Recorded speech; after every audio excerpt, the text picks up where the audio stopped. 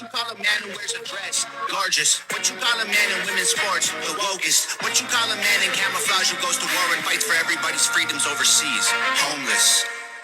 The most dangerous thing that a homeless veteran can experience is a conservative patriot who claims to love veterans. Because we have people who have never served lip-syncing to Adam Calhoun and Tom MacDonald songs.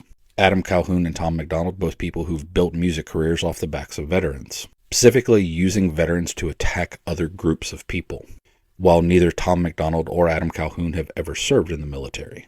They lip-sync to those songs so they can feel good about supporting the veterans and supporting our troops without actually having to do any meaningful work. And they get their virtue-signaling personal ego high while actually causing harm to other veterans. Because that entire clip ignores the fact that trans veterans exist. Because it ignores the fact that you can simultaneously be a trans person and a homeless veteran. But the conservative patriot who supports veterans no longer considers the trans veteran a veteran, because the patriots' transphobia overrides their love of veterans. Because if they saw a homeless trans veteran, they wouldn't call them a veteran. They would call them what that song calls them, a man in a dress.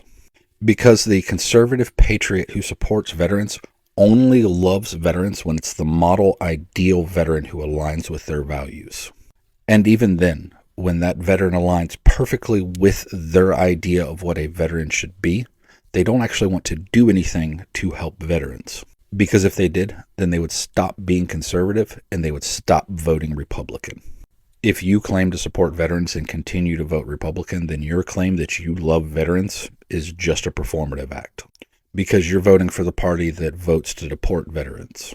Because again, while the conservative patriot claims to support veterans, these veterans don't fit their ideal marker of what a veteran is.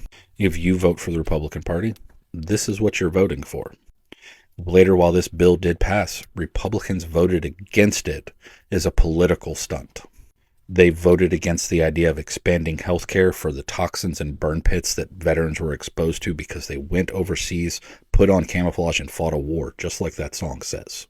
But again, it's not about supporting veterans. It's about virtue signaling that you support the veterans. Because when we bring up ways to end homelessness and house veterans, we're told we don't love America. We're called communists or socialists, like that's some sort of insult. Also, when I bring up things like helping trans people with homelessness, I'm asked why I don't love veterans. They point to my nails and say since I paint my nails and I want to help trans people, obviously I don't love veterans as much as they do, and I don't love our country. Because just like all the others, my veteran status disappears as soon as I no longer fit the mold of what they think a veteran is.